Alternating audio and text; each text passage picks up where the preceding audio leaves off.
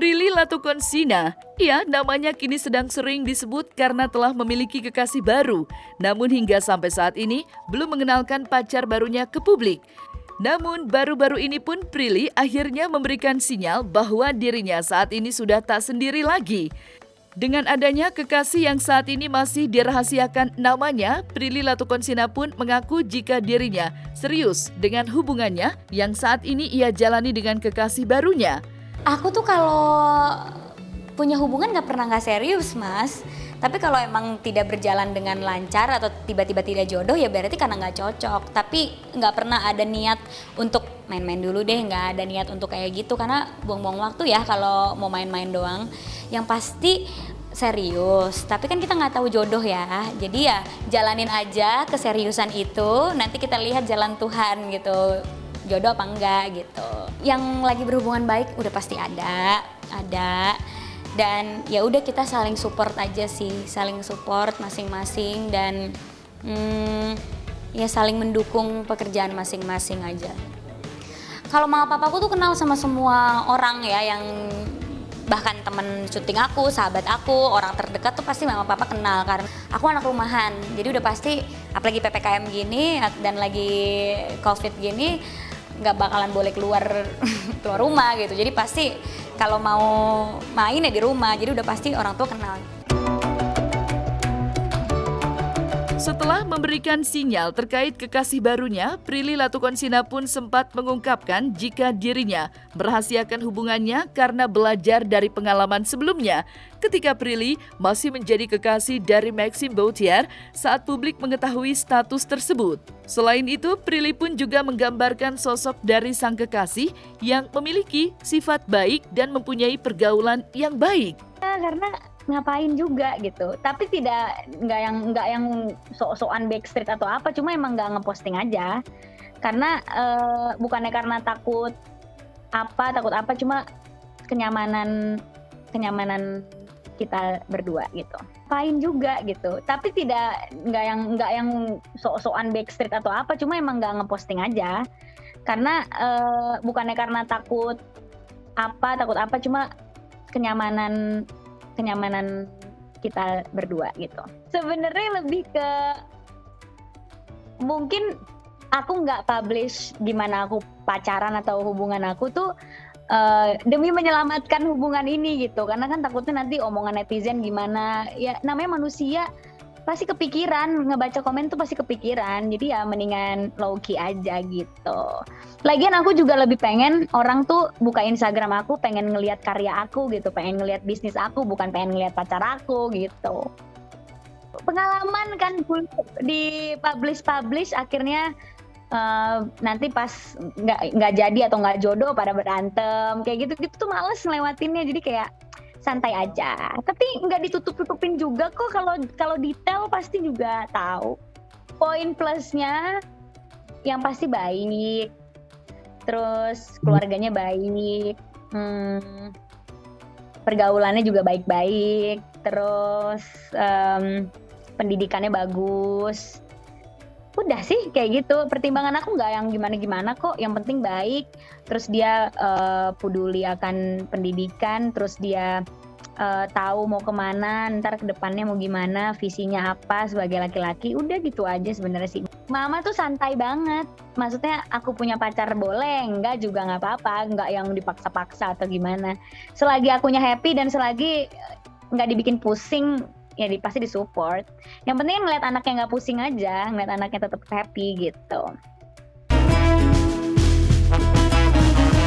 Tidak hanya memberikan sinyal setelah memiliki kekasih baru, Prilly Latukonsina pun kini sedang berbahagia lantaran dirinya baru saja tamat dari perkuliahan yang telah ia jalani selama 3 tahun. Di balik perjuangan Prilly Latukonsina dalam meraih gelar sarjana, dirinya pun mengaku telah mengorbankan waktu istirahatnya untuk belajar dalam persiapan dirinya menghadapi sidang skripsi.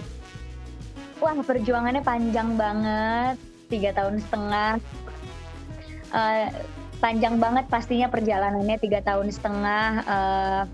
kuliah sambil syuting, sambil ngurusin bisnis. It's not an easy journey for me, bukan pengalaman dan perjalanan yang mudah buat aku, karena jujur susah banget untuk bagi waktunya kan. Tapi kan aku harus benar-benar bisa memberikan yang terbaik gitu. Karena dengan aku memutuskan untuk kuliah, aku harus siap sama konsekuensinya. Nah terus pas ngerjain skripsi, itu benar-benar lagi sibuk-sibuknya syuting, lagi syuting seri setiap hari. Pusing banget, benar-benar gak ada waktu istirahat. Bahkan aku pernah sampai gak tidur 2 hari juga karena harus revisi skripsi, terus harus ngerjain skripsi, udah mau deadline gitu-gitu tuh udah aku alamin. Nah terus tadi pas sidang lancar banget, dan mendapatkan result yang bagus, itu udah seneng banget sih, bener-bener seneng banget lah. Akhirnya semua pengorbanan waktu, energi itu terbayar dengan baik gitu. Kayaknya nggak akan ada yang kuat sih kalau misalnya ngelihat aku ya, karena aku lumayan agak nggak sehat, jangan dicontoh sebenarnya, karena aku mengorbankan waktu tidur banget. Karena kan syuting dari pagi ke pagi, terus kadang tuh di sela-sela syuting misalnya ada break, itu aku nggak pakai breaknya aku pakai buat ngerjain skripsi. Terus kadang udah sampai rumah tetap ngerjain skripsi lagi. Kayak hari ini aku sidang jam 2 siang nih, tapi jam 6 pagi aku udah bangun buat aku belajar lagi gitu. Jadi benar-benar memanfaatkan waktu yang aku punya sebesar-besarnya gitu. Atau kayak misalnya aku on the way ke lokasi nih, dari rumah ke lokasi, itu di mobil aja aku bisa buka laptop dan belajar gitu. Jadi benar-benar memanfaatkan waktu yang ada gitu. Terus kadang akhirnya mengorbankan waktu istirahat, waktu me time, waktu liburan, waktu tidur. Memang agak kurang sehat, tapi ya dengan harapan kan aku bisa maksimal ngerjain skripsinya, dan alhamdulillah terbayar dengan baik gitu. Ngerjain Sama skripsi sekali aku nggak dapat kemudahan apa-apa, sama aja di treatmentnya kayak murid-murid lain. Kalau emang skripsinya kurang bagus ya direvisi sampai bagus. Kalau emang skripsinya kurang lengkap ya dilengkapin sampai lengkap gitu. Jadi bener-bener nggak ada perbedaan mentang-mentang aku public figure terus jadi ada kemudahan gitu, nggak sama sekali. Justru di sini aku harus ngebuktiin gitu, sebagai public figure aku juga bisa menyeimbangkan pendidikan aku walaupun aku sambil kerja, dan aku nggak cuma kuliah pengen ijazahnya doang, tapi aku bener-bener serius menjalankan kuliah gitu. Alhamdulillah sejauh ini akumulasi IPK-nya cum laude sejauh ini, alhamdulillah. Terus skripsinya juga alhamdulillah hasilnya A. Nanti kita lihat pas wisuda.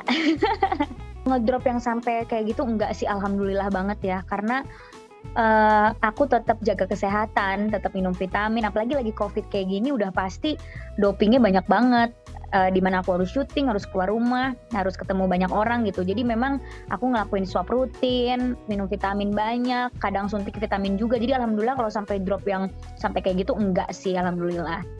Sebenarnya kalau aku tuh jujur, aku kalau masalah itu aku nge-support diri aku sendiri sih. Soalnya mama papa aku tuh tipe orang tua yang santai banget. Jadi kalau ngelihat anaknya stres, dia malah yang kayak udah tenang, gak usah terlalu dipikirin.